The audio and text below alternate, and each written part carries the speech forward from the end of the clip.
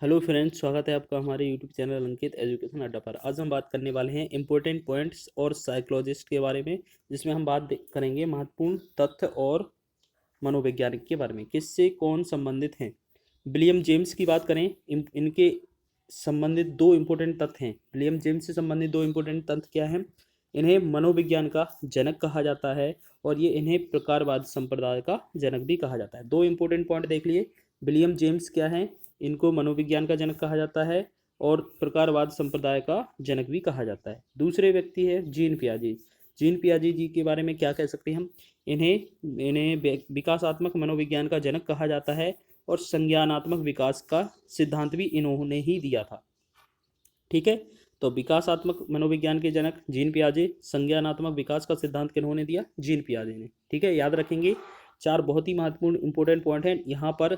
ये इनके जो सीधे जो पॉइंट लिखे हैं ये डायरेक्ट एग्जाम में पूछे जाते हैं, तो आपके एग्जाम में पूछे जा सकते हैं, आप इनको कवर करके जाइएगा।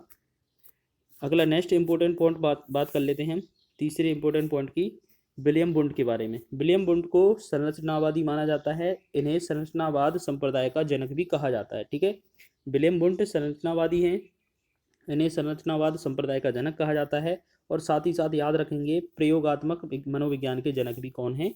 William wound. संरचनावादी माना जाता है, संरचनावाद संप्रदाय के जनक हैं, प्रयोगात्मक मनोविज्ञान के भी जनक हैं। अल्बर्ट बंडूरा, इनका भी नाम सीधा पूछा जा सकता है। ठीक है, अल्बर्ट बंडूरा, ये सामाजिक अधिगम के लिए, इनको सामाजिक अधिगम सिद्धांत का जनक कहा जाता है, सोशल लर्निंग थ्योरी। इनसे क्वेश्चन पूछा जाता है डायरेक्ट ही एग्जाम में। अपने पिछले वर्ष का अगर आपने क्वेश्चन पेपर देखा है तो उसमें देख लीजिए, इसमें ये डायरेक्ट ही क्वेश्चन पूछा गया था। अल्बर्ट बंडूरा किससे संबंधित हैं? सामाजिक अधिगम सिद्धांत से। इनका दूसरा इंपॉर्टेंट पॉइंट है, इन्हें निरीक्षणात्मक अधिगम सिद्धांत का जनक भी माना जाता है। ठीक है, सिगमंड फ्राइड की बात कर लें, ये भी डायरेक्ट ही पूछे जाते हैं क्वेश्चन पेपर में।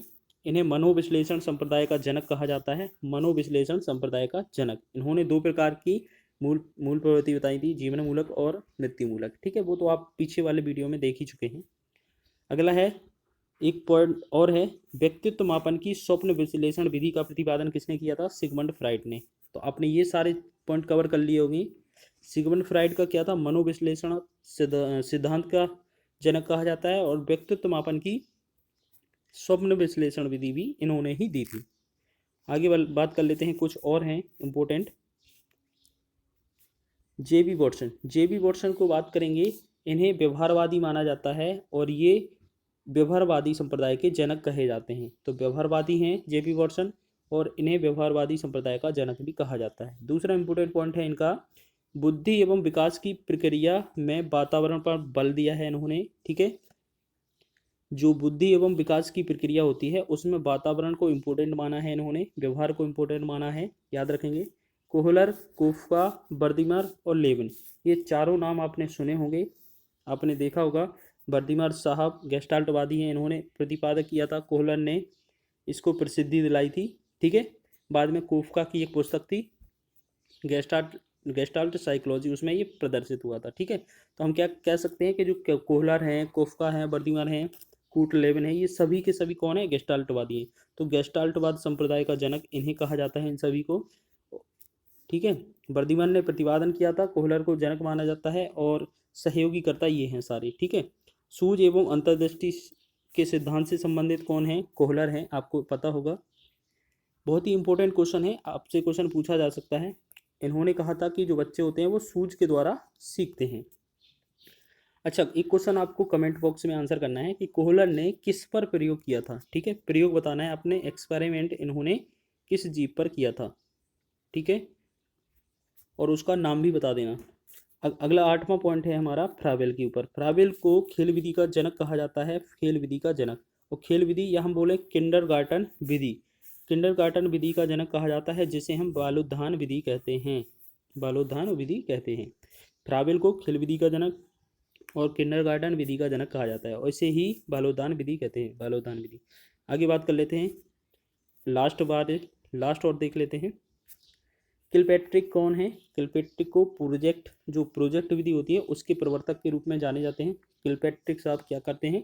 ये प्रोजेक्ट विधि के प्रवर्तक हैं, प्रोजेक्ट विधि के प्रवर्तक के रूप में जाने जाते हैं। Miss Helen park हस्ट। Miss Helen park हस्ट को क्या है, डाल्टन विधि का जनक माना जाता है। ये डाल्टन विधि के कर्ता धर्ता हैं, तो याद रखेंगे डाल्टन विधि के जनक कौन है, miss Helen park हस्ट। Madam Maria Montessori, इनके नाम में ही छुपा है मारिया मॉन्टेसरी, तो ये मॉन्टेसरी पद्धति जो होती है, विधि है, उनके जनक हैं मैडम मारिया मॉन्टेसरी। कार्लटन वॉसबर्न की बात करें, ये बेनेटिका इकाई भी जो विधि होती है उसके जनक हैं। और लास्ट में बहुत ही इंपॉर्टेंट है H.E. आर्मस्ट्रांग। ये H.E. आर्मस्ट्रांग जो हैं वो ह्यूरिस्टिक विधि के जनक कहे जाते हैं। ह्यूरिस्टिक विधि को ही खोज विधि के नाम से जाना जाता है। बहुत ही इंपॉर्टेंट है, आपका निश्चित ही 2 से 3 नंबर इस वीडियो से मिलने वाला है। ठीक है, आप इसको कवर करके जाइए, निश्चित ही आपको 2 नंबर मिलने वाले हैं। ठीक है, अभी आपको हमने एक क्वेश्चन दिया था, उसका आंसर बता दीजिए आप। तो आपको क्वेश्चन क्या दिया था हमने, कि जो कोहलर हैं, आपने पढ़ लिया था कि ये गेस्टाल्टवादी हैं, इन्होंने किस जीव पर प्रयोग किया था और उसका नाम क्या था। आपको कमेंट बॉक्स में इसका आंसर देना है। मिलते हैं नेक्स्ट वीडियो में।